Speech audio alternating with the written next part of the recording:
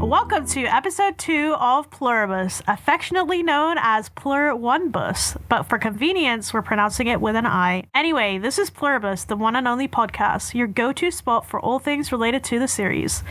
I'm your host, Ellie, joined by my other host, Makram Mark. Hello. Together, we'll share our love, theories, and deep dives into the show, along with the reviews of each episode as they release on Apple TV+. Whether you're listening on Spotify or watching on the Pluribus, the one and only podcast YouTube channel, thank you for tuning in. And hey, I'm here to be happy. And I'm here to be happy. You see? Consensus. We're all here to be happy. And I know you're here to be happy too.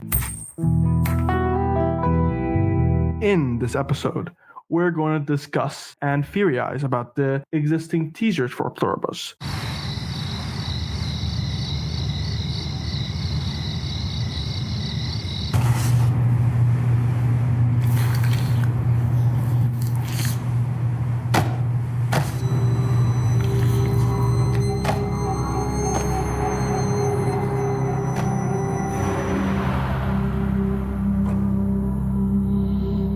So, what did you think about the first teaser when you first saw it? Good question. So, a strange woman committing biological terrorism was one of my first things that I was able to surmise from the teaser.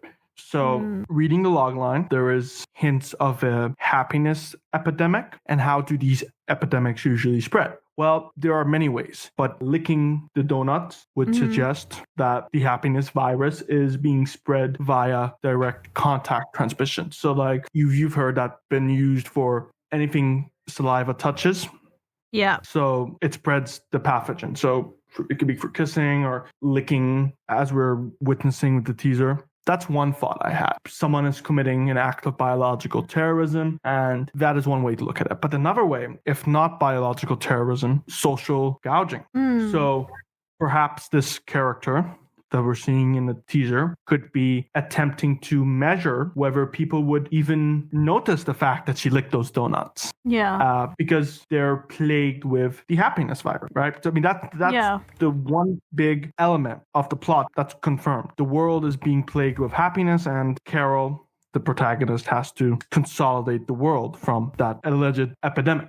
So happy people tend to be more content, and being more content makes you more susceptible to someone. I mean, she could literally have taken a dump on these donuts and people will still eat them because they're happy. They're just going to see the best case scenario, whatever makes them happy. There's no negative conflict within themselves because they're happy. So the lady could be testing that, or maybe she gets this kick. What did you think about her demeanor, though? Because to me, like, it read kind of like malicious compliance, or like almost like she didn't care as well. She was aware of her surroundings enough to know that she wasn't going to get caught. She didn't seem that fussed. I almost felt like she was just kind of doing it because she was doing it. Like, what did you think of her demeanor? I think it was an impulse that she had. I wonder if she's going to be one of these characters who are somehow. I mean, she doesn't look happy in this teaser. So No. I wonder if she's one of those fewer exceptions. If there are, aside from Carol, who is miserable amidst a happy world. But is she the only one? This character from the teaser could be suggesting that Carol isn't the only sad character. Because, I mean, I don't know what.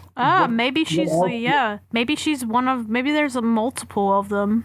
And she's one of them that, like Carol, to me, she doesn't look happy. So maybe she's like the opposite side of Carol, where she doesn't want to help people. She actually wants to make them worse. By worse, I mean like happier in this context.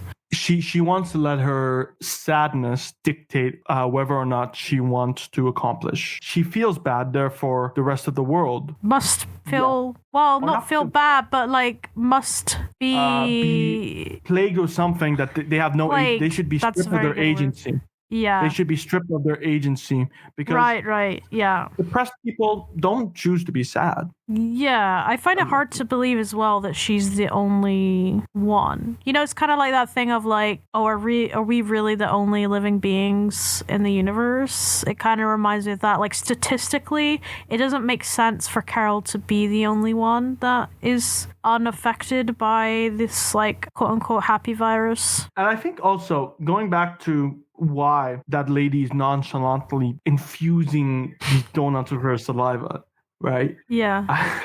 I like the word infusing. I'm curious if she's just a character for the vessel of whatever that is, or whether she is actually an important and integral character. I don't recognize the actor. I sort of do, actually, from something, but I can't put my finger on it.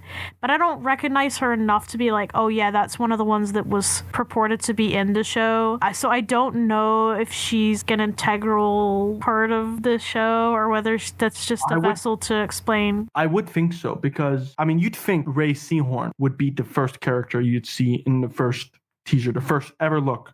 You're introducing the world. Vince Gilligan, the marketing department wants to introduce a new show that people don't know shit about, and you'd think it'd be the protagonist, Carol, played by Ray Seahorn. But no, it turns out the lady is the first character we're seeing in any promotional artifact. To me, it indicates that she is going to be integral, and if not one of the main protagonists or antagonists, maybe a catalyst. She could be an inciting incident. She's the catalyst for whatever is happening. I think we were all shocked when it wasn't Ray. I remember I waited the entire 3 days because I'm obsessed with the idea of the show. I'm not kidding. I was literally waiting for the entire 3 days. When the actual, it kind of got leaked before that, unfortunately, which was a real bummer. And it kind of ruined the hype a little bit. I can't lie. But what I will say is, when we didn't see Ray, I think a lot of us were like, huh? And on initial watch, I was not a fan, because I was like very much hyping myself up to see Ray. In hindsight, I love the teaser. I love the teaser, mainly because I spent nights zooming into which we'll get into later, but I was zooming into the background. Like, I was proper like theorizing over the teaser. I love the teaser now. I think the teaser's fantastic. Such a great first teaser. But on my initial watch, I was like, huh, really? I waited 3 days for this? Really? I think a lot of people felt that way. Unfortunately, a lot of people still feel that way because they just wanted to see Ray, and they also found it weird. I kind of like that it's weird. I like that we're not being given everything in one teaser. And I think also, I don't know, not just me or just, I'm not sure. But nowadays, teasers are just happen to be just glorified first trailers. They call it teaser. This is a proper teaser. We are being teased. But the very few showrunners who can do this kind of thing. And that's showrunners who've earned our trust beforehand with projects that have been long revered. So Vince Gilligan, you know, X-Files, Breaking Bad, Better Call Saul, all these shows that are so iconic, they're on the most top 5 list of many people's list. I feel like if this was any other show by any other showrunner, I would even go as far as to say I would be tapped out. I would wait until people's review to dive into the show. I think it's a very ballsy marketing strategy that honestly I can't help but respect. I really like it. In a way, also, if you don't really have a good relationship with the audience beforehand, it does seem overly pretentious. And I'm not saying you have to be mainstream, but you have to at least to have a portfolio of talent to justify, hey, just trust me. I think you do if you want it. I think you do need that if you want it to do well. I think I respect even small creators who try and think outside the box with their marketing strategy. I respect. Yeah. But yeah, if you want people to trust in you, you kind of have to already have that backlog, unfortunately. Unfortunately, I'm not saying that should be the reality because, I mean, there's so much competition. Let's face it, our time is finite. We don't have time to watch every single thing. I wish I did, but unfortunately, many of us do not. Even people do it for a living. I mean, there are endless libraries of projects around the world. You know, we have foreign projects. There are so many. People would rather just shortlist on, okay, who already has a well-set precedent. who has created hit after hit. I don't think Pluribus is going to be any different because, granted, it was in the same universe as that iconic show, but Better Call Saul. I mean, can you hit gold twice? I don't know. People were wondering about that. I think another example of this actually is with The Leftovers. I'm only on episode 3, but the showrunner is the same showrunner as Lost, I believe. And I've never watched Lost, but I know that it's a very beloved TV show. And I think without that, maybe the first 2 episodes of The Leftovers probably wouldn't have gained as many dedicated fans, though I do still think The Leftovers is pretty, I won't say fringe, but it's not as popular as something like Breaking Bad or, it's not the most accessible TV show, but I think the people that did stay, there's some people that, had obviously seen Lost and were like, okay, I'm going to trust in this showrunner to give me something worth biting into, I'm thinking about it now. Breaking Bad, there is a reason why the opening frame, it had to give us the most interesting bit of the episode right off the bat, and not do the cliche character wakes up in the morning, has dinner with family, and as the first thing the audience witnesses. Breaking Bad was a new thing. People are not going to be interested in just a guy being a school teacher. No, they wanted to see him in his underpants. Bryan Cranston. If I could whistle, I'd do a dog whistle. But going back to the teaser for Pluribus, the first one, it is very telling how literally the description says a new series from the creator of Breaking Bad. There is no other reason why we should be tuning into the show, to be honest. Yeah. Just the fact that this is a guy with this entirely new project that we just assume that we're gonna have a ball watching. Yeah. But I'm giving a pass for this first teaser because it's Vince Gilligan. But if we're just introducing people to the show, leaving out the fact that this was directed by a popular showrunner, I would think people would understandably tap out. It's a hard sell. It's a really hard sell, but also it's unfortunately it has the negative association with things like COVID and, for example, the situation that happened where people were licking ice cream. People were actually... So, and I think that art should be uncomfortable, but it is not the most comfortable teaser. I think it was a very ballsy move, but because it's Vince, I think he was very much able to do that.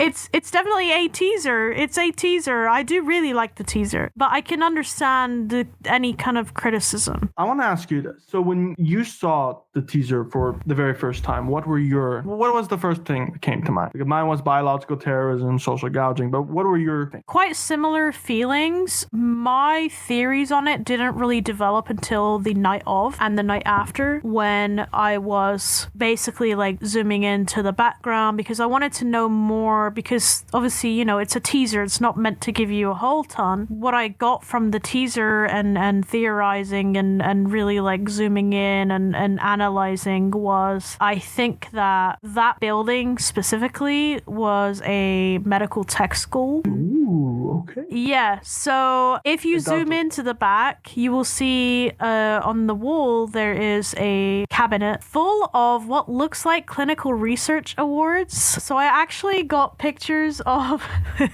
I looked up pictures of medical awards, and I kind of superimposed them onto the image, pretty much exactly the same shape. Not to mention there's photographs next to the awards of what looks like men in doctors' uniforms, and also just men? I think just men. Okay. I could only really see men, but it's really hard because it's not in 4K, so I couldn't really tell. But then obviously you have the woman herself who is in scrubs. So originally I thought that she was a cleaner because, it's late at night, no one's there. I didn't really immediately think, oh, she's a medical worker. However, I was looking into scrubs and she's wearing pink scrubs, and I matched that up with scrub types. This is me being completely insane. Grown-up by ladies the way. also wearing pink. Then when I was looking up scrub colors, because I know in the UK we have specific scrub coloring to signify what kind of medical worker you are. In the US, they apparently have something similar as well. And the pink one seems to be pediatrics. Now, that matches up with her headband, which has what looks like Care Bears on it. I know a lot of people look at that and they think, oh, it's the Breaking Bad bear. And I do think that is a Breaking Bad Easter Easter egg. But I also think it has a double use, which is she is a pediatric nurse, and why else would she wear a Care Bears band? I mean, she could like just be, maybe she's just an over-saccharine type person that really likes cartoons and bears and things like that, which is totally valid, by the way. Doesn't matter your age. But yeah, no, Winnie the Pooh. Listen, I love Winnie the Pooh. I love Snoopy. Yeah. I love Moomins. Like, you're valid, girl. You're valid. You know what? I love the Care Bears too. But yeah, I think the headband mixed with the pink scrubs made me immediately think of pediatrician, and I was like, why is she there? Is she training to be a pediatrician at the medical tech school? Perhaps that's why she's there. I don't think it's a hospital. Trying to blend in.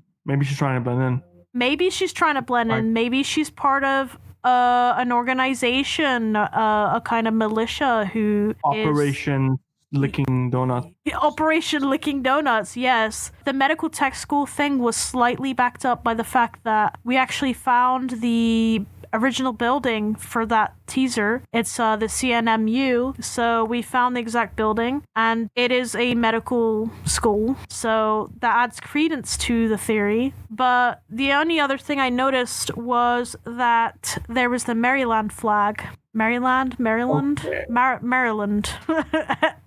I'm British. I don't know what I'm saying. Maryland. Guys, however you guys pronounce it, let us know. However you guys pronounce Maryland. I was told before I pronounced it wrong, so.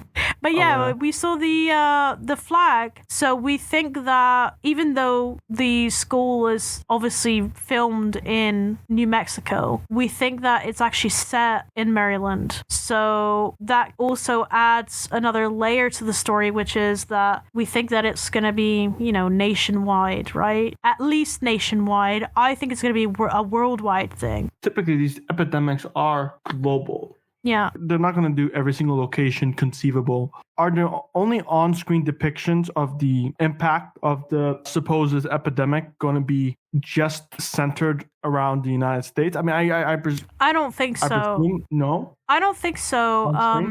Okay.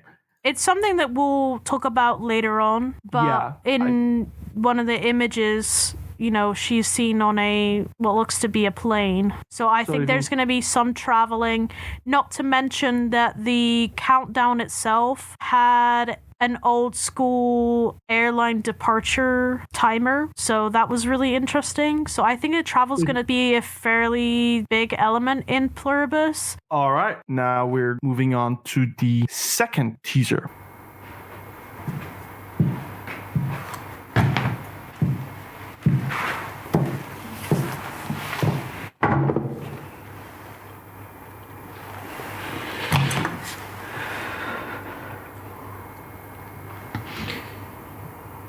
This teaser gave me a lot more when it comes to Carol, because hello, Carol, than the first teaser did, which was way more out of context and vague than this one. And we finally got to see Ray. Don't you find it very telling how we've seen more of Ray in a freaking still image than actual footage in a teaser of Ray? Because we got that one still image when the first teaser dropped, didn't we? And everybody was going crazy. The third teaser, which we'll get to shortly. The first thing that comes to mind when I look at the Hello Carol teaser, this character strikes me as old-fashioned. There is a few elements that might allude to her being old-fashioned. For one, there's a landline. Who uses landline in modern day anywhere? I think people from modern day Albuquerque. People from a certain age demographic do use landlines, but certainly not in her demographic, I would say. I wouldn't say that Gen X typically uses landlines a lot. It's mostly just the baby boomers at this point. So it was kind of, I think it was something that a lot of the fans noticed straight away. And it's clearly intentional because there was that one Entertainment Weekly photo shoot where she's holding a landline. So I think it's very intentional there. It's either some vanity decoration or it's only for receiving calls. She has that landline, but she will still accept text. I mean, if we were to take the text for like an indication of how she corresponds with other characters in the show itself, or if it's just for strictly promotional tie-in, I digress. So what stuck out to me the most, just looking at her, the environment in the second teaser, Carol strikes me as a bit old-fashioned. Yeah.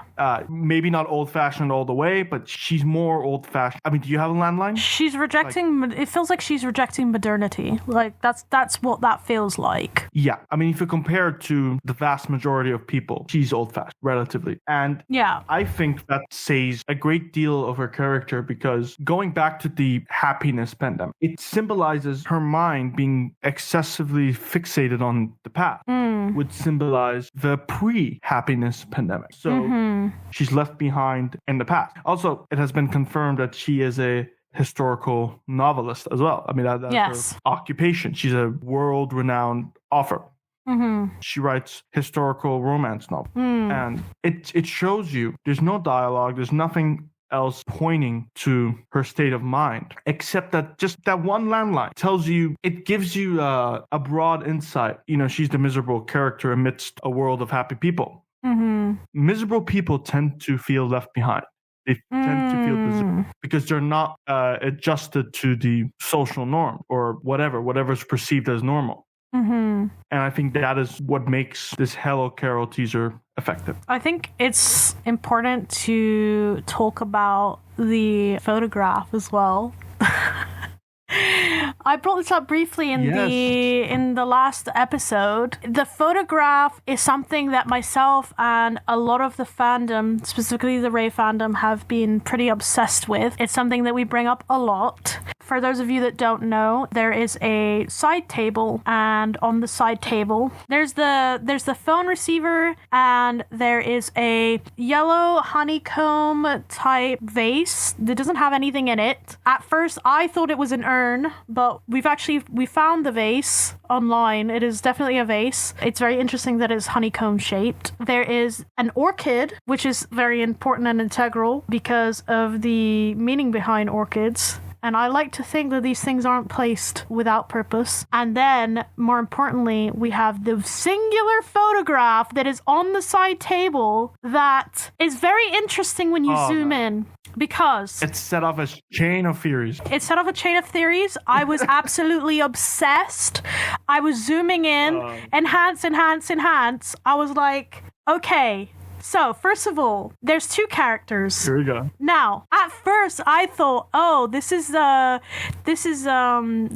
character, because with the dark hair, you can tell that the person on the left-hand side is Rey, because the short blonde hair. I'm like, okay, the frick-ass Bob is there. That's definitely Rey, right? But next to her, we can't tell if it's Zosia or if it's her manager, which we've recently found that one of the actors is going to be her manager. So we can't tell. It could be either or. To me, it looks like Zosia. If she's a famous author and if she goes on a book tour, she could be a manager. No, it could be that. I'm thinking more on the lines of this is like a book tour or like a book celebration. At first, I thought it was a wedding because Rey's character is wearing a black dress and the other character is wearing what looks to be a white wedding dress. It's not uncommon for lesbian couples to have that color pairing when it comes to wedding attire. It's kind of uncommon for women to be dressed in black to somebody else's wedding. So I was like, They also seem to be holding like champagne flutes. And by the way, I'm pulling a lot of this out of my ass because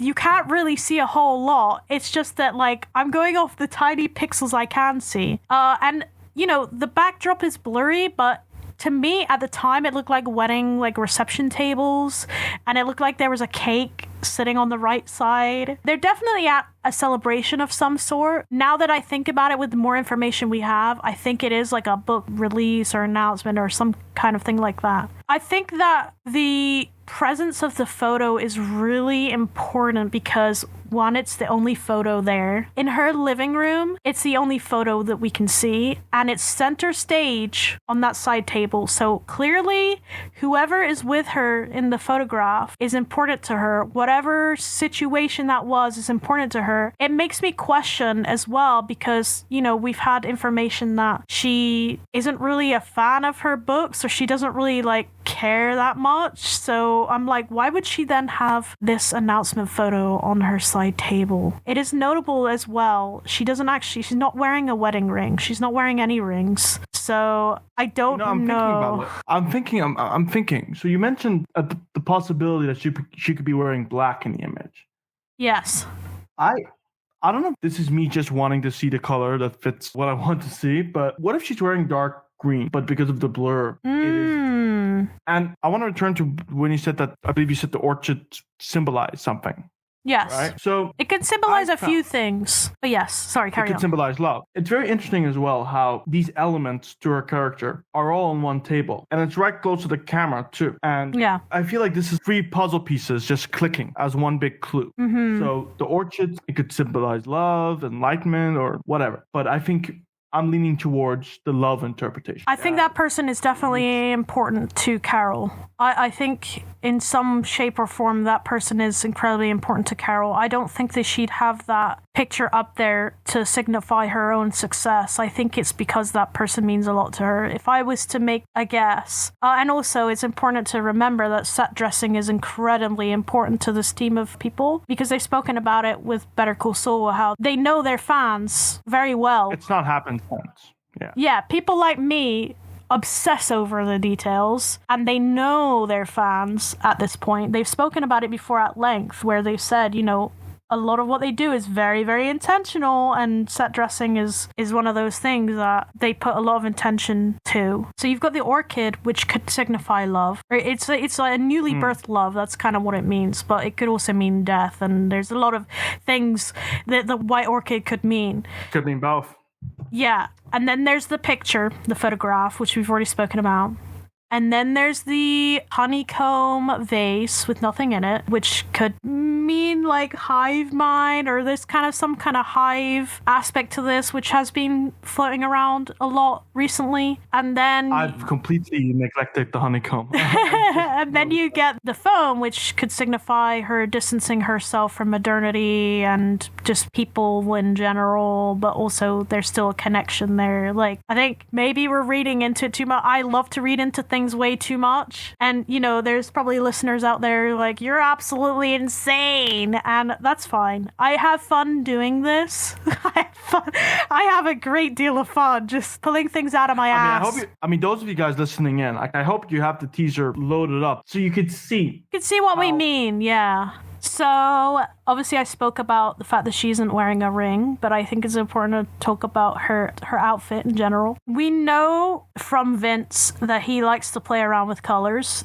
Color theory is very important to him, and he injects it into his work a lot. So much so that we have infographics of the colors that all the characters wore throughout the entire series. I mean, that stuff is very, very fun to me. I'm also a big fan of color theory. But it's important to note that she's wearing black jeans, I think. She's wearing what looks to be like biker type boots. I can't really tell though, it's very blurry. And then most importantly, she's wearing a blue ribbed shirt with a yellow leather biker jacket, which I think is very cool. It's important because blues generally, I mean, in his universes, it can either signify someone who is lawful or it can signify sadness. So there's that aspect of her character. And then the yellow is like, in the universe, it can mean like the drug world, but it can also mean happiness. Like yellow is a very happy, lively, joyful color. So does she wear that to cloak herself from her own sadness? Like, is there an element of that to Carol? See, I actually think, to be honest, that's a bit tricky for me to understand because If it were to symbolize her cloaking her misery, there is a zip on her yellow shirt. Why hasn't it been zipped up? For me, I think it could be a halfway point. So she's cloaking some of her sadness, but you can still see it. But she's making an attempt, a unsuccessful one maybe, to cloak her sadness. I would agree with that. But I mean, her misery is just, it's overbearing. And also I think we see that as well with her demeanor, because she definitely comes off like she isn't masking very well. She looks like she has kind of like anger issues, which I love, by the way. I love that Rey is getting to play a character like this. I'm so excited for this. I get the feeling she tells people how it is a lot as well, which I'm gonna love it so much. I mean, how many people can relate to that as well? Yeah. It's not. And this is all based on a 18 seconds of her just walking from an indistinct shot. Yeah. And picking up the landline, and we can already surmise through her body language. She's such a good act. Oh my gosh, she's such a good act. The fact that there's a subtle technicality to her acting that I absolutely adore. She does it with her body language. She does it with her aura. How? I don't know. And she does it with her facial expressions. You don't really see her facial expressions in this one. But the aura and the body language, I'm sorry, I'm totally like... Maybe I'm biased, but, you know, I mean, she is one of my favorite working actors ever.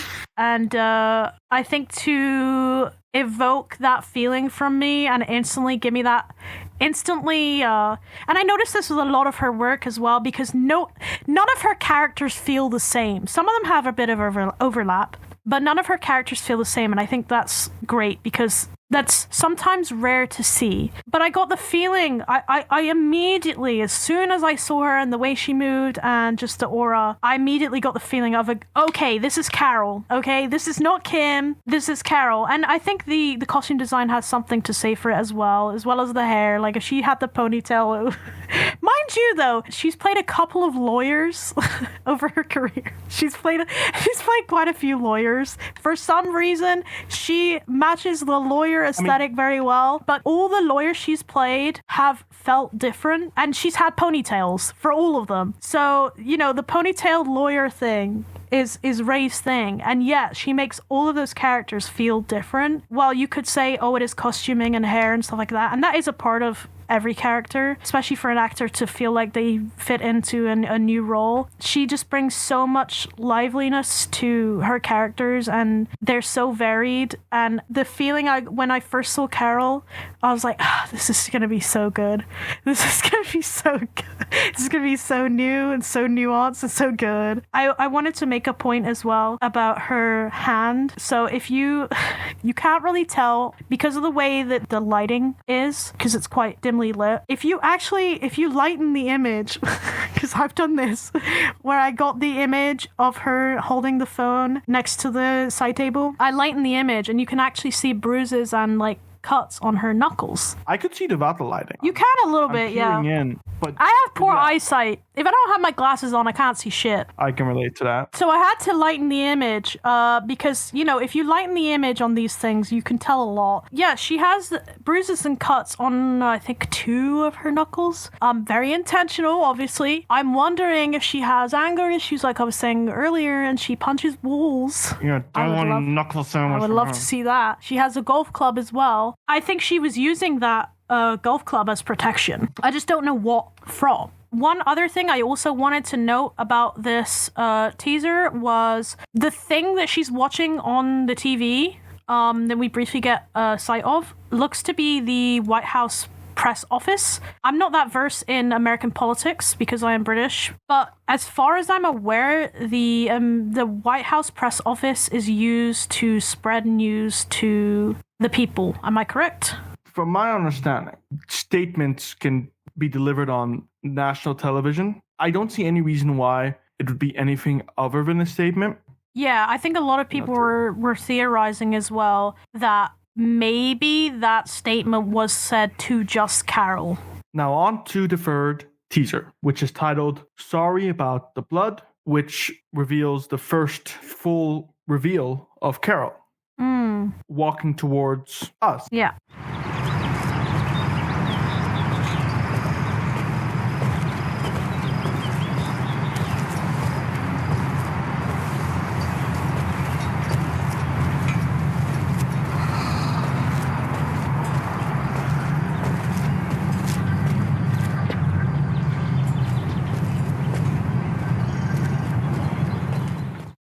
I'm going to start with what I noticed from that teaser. And this is something that's probably going to make you roll your eyes out. But hear me out. Do you see those line of chairs leading from the building? She's walking past them as she's exiting the building. Yeah. There is 2 big pots with these plants, which are the shape of eyes. Giant pots, yeah. Giant pots, yeah. And then there is this circular benches. Yeah. But there's a gap in between the left and right side. And then, which looks like a smiley face. So this is something I've noticed just in the terms of how they designed the set. It's resembling a smiley face. And that could just be a little Easter egg that I found. It could be this subconscious thing where like all they see are smiley face. While I think all theories are valid, I think it's less about the set dressing, and if it's anything, it will be the composition of the shot, because we actually found the CNMU, the university that is the set for this, and that architecture already existed prior to the trailer. So if it's anything, it would be like a shot composition thing where they were like, oh, this looks neat. This looks like a smiley face. We could put this in. Yeah. Someone also mentioned the lens flare from the sun. I can't remember who it was. I think it was someone on our community Discord. They mentioned the lens flare that comes down from the sky and it looks like a smiley face. I don't know if it's a case of we're just kind of seeing things. It also shows an interesting contrast, where obviously Carol isn't smiling amidst all these smiley face chairs. Anyway, that is, I know, it's very specific, very reachy. There are no right or wrong theories, but hey, I'm open to it being... There's that phenomenon, isn't there, about seeing smiley faces and things. It could be a mirage situation. And even if it's not intentional, it's still a neat little thing, right? Like... Yeah. It's still a neat little thing to have seen. We're not being given enough answers, so we want to come up with the most trivial set designs or things our head might just be concocting. You know, I workshopped this theory around with a few people, and they clown on me. People did not like your theory. The thing is you know, everything with film, especially nowadays when you have 4K and you can really see every detail, most things, and especially with this team of people, have a lot of intention. Whether it be like finding this weird, cool architecture that kind of has a little nod to whatever theming they have, or whether it be like the smallest thing. And there's nothing wrong with theorizing, even to the minute, most nebulous details, because it's fun. It's just fun, and it means that you have a passion for art, and, you know, sometimes it's funny. We've had some funny theories on... on the Discord that I've laughed at, but it's endearing, right? Like, I'm sure people laugh at my theories all the time, but it's funny in the endearing sense, and I just love to talk to people about their theories, no matter how crazy they are or may seem. I mean, we have such little to go off. I find it very hard to believe there are coincidences, but also at the same time, deliberate showrunners like Vince Gilligan, or just, you know, other storytellers that insist, like, no, this was just a coincidence. No, this wasn't meant to be some allegory. No, this is just... They're not going to tell their fans outright that they're reaching, but in their head, they're like, well, we didn't think about that. Or maybe, this is an interpretation that I lean more towards, is that just like those smiley face benches, it's much more likely that it was a subconscious bleed through. And they just subconsciously were like, okay, This makes sense. The people who do such a great job in this medium are people who make the audience feel a similar way. And it's important to remember that once you make art and you put it out there, you're not necessarily the arbiter of what it means. You know what I mean? Like, you can tell your viewers and your appreciators what it means. But ultimately, the whole point of art is it's about creating conversation. And I think that theorizing is just really important for the health of a lot of art. It keeps it alive. It keeps it alive. And I don't think there's anything necessarily negative about theorizing pretty much anything to do with art, you know? Not at all. But I've noticed we're talking a great deal about, the philosophy of art. Yeah, sorry. I like to go into my. Based off this, just one little teeny wincy observation. That's what you're listening to, guys. It's what you're listening for, right? We're going off on this. Yeah, but I love art. Good. I love art so much. I love talking about it. I love media. I love the way it makes me feel. I love the questions it creates. We're talking about one teeny weensy thread of a large tapestry. And listen, if you also love art and you love talking in depth about the most nebulous stuff, then this is the podcast for you. Yep. I think we should move on to I wanted to talk about the blood splatter. Yeah. Yes. So, first of all, a lot of us like seeing Rey in blood for some reason. I was seeing a lot of Twitter posts about, oh yes, Rey finally covered in blood. But I wanted to talk about how... It probably enhances her features. I don't know. Blood makes her look cooler.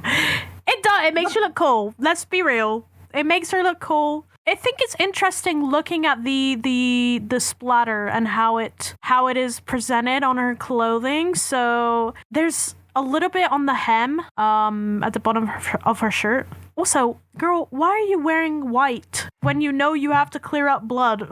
That's my real question. Why? But anyway, Why? I was thinking maybe she was wearing an apron of some sort. I think a lot of us were theorizing because maybe she wasn't expecting it. Maybe she wasn't expecting it. She did get that text. It was like, "Oh, sorry about the mess. Sorry about the blood." But that was, I think that was afterwards. It's not like she was given an itinerary of what was going to happen, and it happened or maybe she was, but it went outside. I don't wear white shirts to anything because I don't trust myself not to spill stuff down it. I'm just gonna be honest. So the white shirt was an incredible choice, regardless. But the blood, like there's some on her upper arms. There's not really any on her like torso area, which I'm just like, like were you wearing something that was covering your torso area? There's a little bit on her jeans, but generally she's not like covered in it. It's in very specific places, which I thought was very interesting. What do you think about the blood splatter? The proportion of blood is not significant. I mean, I think it looks like there are a few scrub marks, but she hasn't been able to scrub out everything. She's used something to scrub some of it off, but obviously she wasn't able to get it off. I can't tell if she looks shocked as well about it, because she looks down at her, she pulls her shirt up a little bit, she looks down at it like, huh? So I'm like, did you know that you got covered in blood? Or like, I mean, she just looks annoyed. She just looks annoyed. She's annoyed. She didn't get it all. She wasn't able to. She's like, God damn it! The tide didn't get rid of this. I already laughed at Carol because of the way she reacted to it. Because I'm just like, she's so mean. Like, I'd be so annoyed. Someone in the Discord actually said maybe it's spaghetti, and I was like, you know what? Maybe she just had a crazy meal of spaghetti and she got it everywhere. I also wanted to highlight. I wanted to highlight that she's not carrying anything. She doesn't have anything on her person, and there are no pockets in her jeans either. I think there's stylist. Are there any pockets? I don't see any pockets. I can't tell. I think she does have pockets. Now, she could have some keys and a wallet in her back pocket. That is true. We don't see the back of her, so, that is plausible. But what I'm thinking is, did someone drive her here? Because, listen, we all know with America, you pretty much have to have a car to get around anywhere, right? Or public transport. Utilize public transport, though? I can't see, like, a wallet anywhere. I can't see, and also, like, how is she gonna go on public transport with all that blood? Or how is she gonna return to public transport? Maybe she went on public transport on her way to the lab or university or whatever.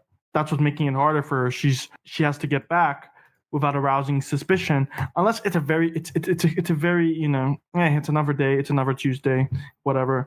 But do you think she's annoyed that people are gonna notice the blood on her shirt, or is she just? I genuinely don't think she's annoyed about that. And the reason I think that is because when she's walking out of the building, there's a few people in scrubs, and it looks like they're kind of walking robotically, if I'm being honest, but that could just be extras being extras. No one seems to care that she has blood on her, you know? No one's kind of batting an eye. So I don't know if these people are like, you know, they're affected by the virus, and they don't care, and that's why she doesn't really give a damn. I think she's more annoyed that it's on her shirt. If I had to guess, I think it's that it's on her shirt and she's annoyed. Why would she use public transport anyway? I mean, wouldn't she have a car? I mean, we've seen her house. It looks pretty nice.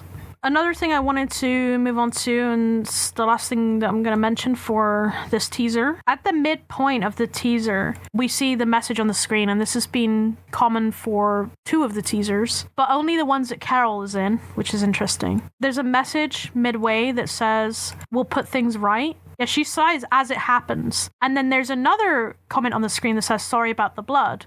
And she stops for a second. And I was theorizing maybe these words are diegetic and there's some way that she is hearing them in the moment. I know that's a crazy thing to think. I find it very interesting the way that this is presented to us. You know, I sort of wonder why she sighed and why she stopped. And it could just be like the most asinine thing of like she's sighing because she's annoyed about the blood and she stopped because she's just pausing for a second because she actually think it's a letter. I think it's an editing choice, most to my opinion.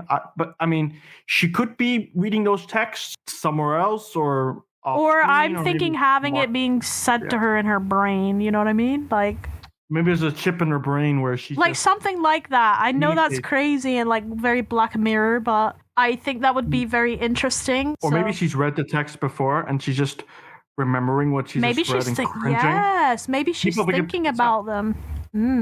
So it's diegetic in that sense of where she's... It's as if, or maybe she is, reacting to them. All right, Ellie, what listener theory do you have for me? All right, so this is from user Salem, and they have said, Breaking Bad is a show within the Pluribus universe.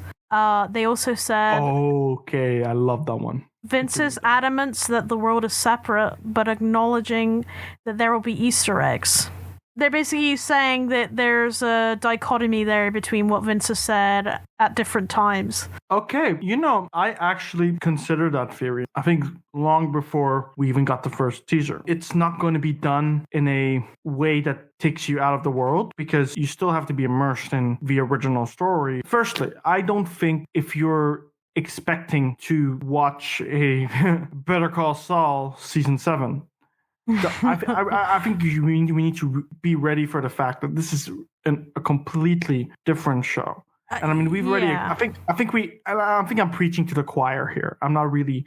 It's like we all acknowledge that this is detached from the Breaking Bad and Better Call Saul universe. And I would like to think that many of us also agree that we want this show to stand on its own and not resort to these member berries and this, you know, Breaking Bad, Better Call Saul nostalgia.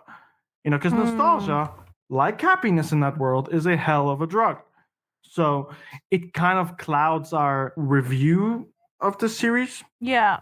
Based on its own merits. Because if it latches on to Breaking Bad and Better Call Saul all the time, because they're already going to be confirmed Easter eggs. Vince Gilligan said, right? Yeah. So obviously it shouldn't and wouldn't have much impact on anything if Breaking Bad was within that universe. Yeah, I think also there's a large chasm between it being detached narratively from the Breaking Bad universe and there also being cool little Easter eggs.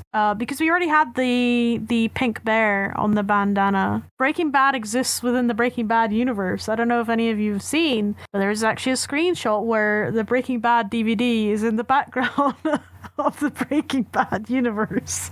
So... I'm sorry. What? I did not understand. Sorry. There's a scene. There's a scene where in the background in the set dressing you can see the Breaking Bad. There's a Breaking Bad DVD. Okay, I'm gonna have to look into that. The only thing working against that Breaking Bad, the show Breaking Bad, the fictional show is canon within the universe theory would be paradoxical. We would have to assume its spin-off series, prequel Better Call Saul, would exist. And Ray Seahorn plays Kim Wexler. So how would Carol react if she, for whatever reason, hey, have you heard of the show Breaking Bad or Better Call Saul? Off screen, of course. I'm not going to mention it overtly. Or maybe we don't mention it at all. Or maybe it's not her genre. It's her genre is historical romance. So Breaking Bad or Better Call Saul is none of that. So it would be very casual if they were to make that canon as a show. But the paradox would be that Ray Seahorn plays someone in the Breaking Bad universe. Carol wouldn't be like, hey, that's me. Salem mentioned Ray, but they also said, maybe it will be like a review in the background on a computer or a billboard during a flashback or like showing the Netflix homepage. I think that's interesting. I don't know if that will ever be a thing because obviously it's very meta. But, it would be nice for the sleuthers to see that, I guess. I personally don't care. I personally would like it to be detached fully from the Breaking Bad universe. But I understand the want for Easter eggs. I get it. The desire is warranted. Yeah, the desire is warranted, but I'm not one of those people, personally. Neither am I. I mean, to the minority who are like, is Breaking Bad going to be canon? Or Better Call Saul going to be canon? A lot of people still think that. Yeah. I wouldn't even say... See, this is what I'm getting at. I wouldn't even say there are a lot of people. It's a vocal minority. It's a vocal minority. They're very loud about it. They're very much Vocals, like, we need it to be, but Ray's in it, though, but Kim Wexler, though. And I'm just like, calm down. And so what I would say to that is, right from the get-go, I knew this was going to be the childish insights that have nothing to do with the Pluribus show, but an existing show. Like, I get it. Like, I think we love Breaking Bad and Better Call Saul. And I know it's at this point, it's very hip to say that. I get it. Okay. That's where I'm at right now. And this theory, I think, does hold some weight, but I wouldn't really. I wouldn't hedge your bets onto it. Yeah, I think if there's gonna be Easter eggs, it's gonna be subtle, like the teddy bear. The more subtle, the better. To be honest, Yeah, I know a lot of people were talking about. Oh, I really want to see Bob Odenkirk. I really want to see Bryan Cranston. I do not. Like, listen. Well, this is absolutely no hate to the actors, but I personally, first of all, I think it's about time Ray had, the spotlight, first of all. Secondly, I could see there being like, if there's a streaming service that exists in that world, like Netflix or whatever, like it stands to reason that the same shows would exist, but at the same time, I think of it as an alternate reality. They often do fake ones, though. They're like, yeah. They often don't do the actual Netflix. They'll do like a fake one, especially if it's on Apple TV. They're not going to really, I don't think that they will product placement their competitors. Yeah. Or you know what I think as well? I think it could be an alternate reality scenario. So, it's like there are actual genres for alt fiction, alt historical drama, sci-fi, whatever. But I like to think about, when it comes to what's canon in shows like Pluribus, I like to think it's all an alternate reality. So it's identical to ours, but at some point there was a year where there was a divergence from the main timeline. So some things are canon, but other things are not. Or there's something that's changed. Maybe Bryan Cranston's mom and dad were about to meet, but then they went across opposite directions. So Bryan Cranston was never born. And then maybe that was a diversion. I don't know. This is like, because I think we're overcomplicating it, to be honest. It needs to be very, very subtle to the point that we're still questioning it. I think as well that creators have always been wary about overdoing it. So even in, Better Call Saul, where it has a direct link to Breaking Bad, they did away with the jury duty scene that I think Bryan Cranston was supposed to be in very early on. Yeah. They did away with the Marie where scene. Walt got kicked out. They did away with the Marie scene where she was supposed to be the one, something to do with his scan. And they decided against it, and I think that that's good. And I think that they knew that these things have to be very few and far between because you don't want to spoil the integrity of the show, you know? You want it to stand on its own legs. You don't want to pull in those faces if it's not going to benefit the story in any way. Yeah, and the thing about those gratuitous cameos and these canon Easter eggs, what it does is it overshadows, critical moments like Chuck and like Better Call Saul season 2. Had Marie shown up, we wouldn't be talking about Chuck. I mean, not about Chuck's lowly list of the low moment of his life and the way that scene was shot, and we were so immersed. But imagine that would have been gone if we saw Marie, because all people be talking about is how Marie. Oh my God, it's Marie, a Breaking Bad cameo, and I'm just like, I'm so glad that didn't, because the Chuck scenes are some of my favorites. Other than Kim, Chuck is probably my second favorite character, if I'm being honest, and I would hate it for that to have taken away from those scenes that I just so dearly love. So when you want to do canon Easter eggs in Pluribus, what they need to do is it needs to be, one of those moments that aren't heavy, that aren't the moments that demand our attention. Or they have relevance, like seeing Marie near the end. That has perfect relevance. To be fair, though, Marie could have been relevant had she been the one taking care of Chuck. You know what I mean? It would have been a bit contrived, in my opinion. And it wouldn't have made sense, really, to be honest. What are the odds? I get there still needs to be verisimilitude, I think. What are the odds that two iconic characters are in the same room? Plausible, and they're characters who eventually meet, and they have to meet. But at the same time, it's what are the odds that Breaking Bad, the show, would be canon, or Better Call Saul would be canon, starring Ray Seahorn playing a character in the same show as Ray Seahorn playing Carol. I mean, that's very meta. I do like that. I there's a part of me that's like, oh, that's kind of cool. I love meta stuff. I adore meta stuff. I don't think it would really add anything though in this case, but also Salem did add I guess another comment. It's not really a wild prediction or a hot take, but they said, I really hope it isn't aliens, but it's okay if they are. And I have to tell you, I'm going to hold your hand when I tell you this. Ray has said there's no ET, meaning there's no aliens. So you're okay. Hold on. I don't think there's going to be any aliens. Okay? No, is he okay? Because just because it's not like ET does not mean there are no aliens. No, she said there's no ET. No ET? She said there's no ET. Oh, I thought you were referring to the Steven Spielberg. I mean, I think it has relation to that slightly, but I mean, this isn't a hard sci-fi. This is a mild sci-fi. I don't think it's going to have aliens. The sentence wasn't, "Oh, there's no aliens." The sentence was, "There's no ET." But that's what she's implying, though. She's implying, there's no aliens in this.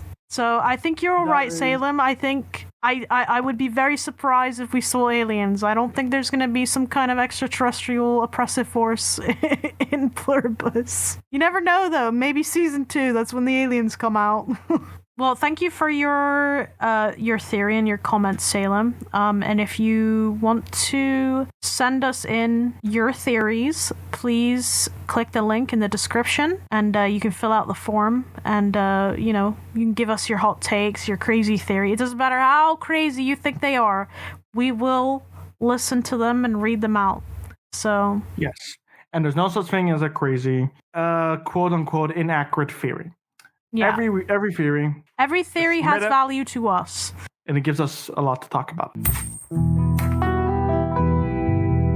Alrighty. So what we do at the end of every episode is we go over our happy and sad moments in our real lives. So my happy moment is that we've launched the first episode of this podcast. Whoop, whoop. And you're watching the second one. And the feedback has been overwhelmingly positive. And I honestly, and no, Ellie, you can't piggyback off that, because I know that's both I'm sure it's your happy moment as well.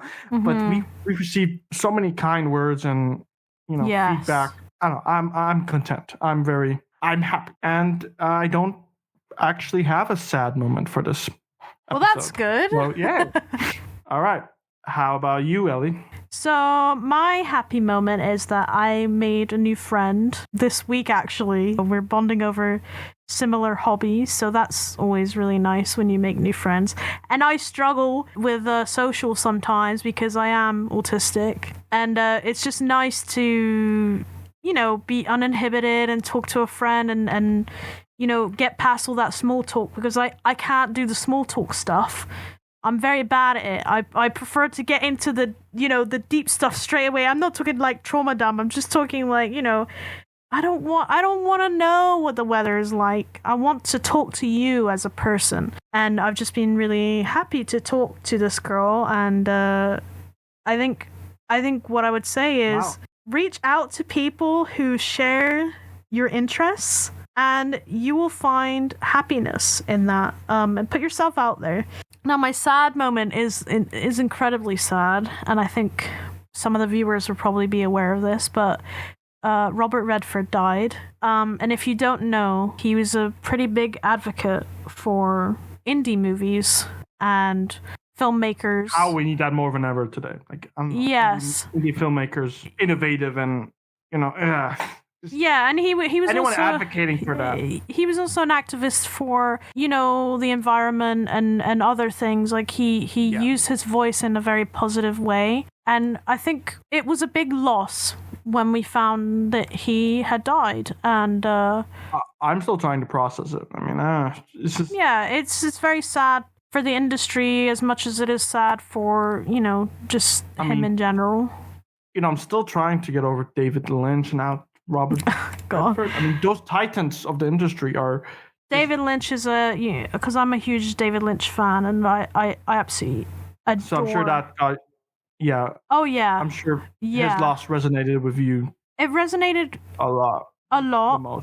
I try not to put... I try not to put famous people on a pedestal because we don't know them. We don't know them truly. I think there's certain people like Ray, like Robert Redford, like David Lynch, like Lorraine Bracco. I'm just coming up with all the people that I look up to. I think, you can still resonate with them even if you don't know them. You can still resonate with the image that they've presented to you, and especially if they do a lot of good for the world, whether that be within their art, like David Lynch, like his work, especially Twin Peaks and Firewalk with Me specifically, has resonated with me on a very deep level. Whether it be small and subtle, it's important. Like, I think it's normal to look up to people, I think losing any one of those people is just quite sad. So, yeah, that's my sad moment of the week. I'm sorry, That's a real downer. No, we do those every episode when we feel them. Mm-hmm. So, now that I think about it, my sad moment is, it's those fleeting moments of sadness that I've been feeling this week. No particular, I can't pinpoint it, but it's really, a lot is happening. We're here to talk about the show Pluribus, but there's a lot happening in the real world as well that has really deflated or amplified my faith in humanity. So luckily it's not been just deflation when it comes to my confidence in people. Because I believe we can accomplish happy and sad moments. As much as we're capable of breaking bad, we are capable of also... breaking good. Fixing good. Yes. Fixing good. Yes. Yeah, it turns out I do have a sad moment after all. You can't always have the happy without the sad. So I tried to avoid it for this episode, but... So, before you head out, please like, subscribe, and rate this podcast out of 5. And we would love to hear any of your thoughts in the comments. And next week, we'll be exclusively delving into text messages. So, stay tuned for that.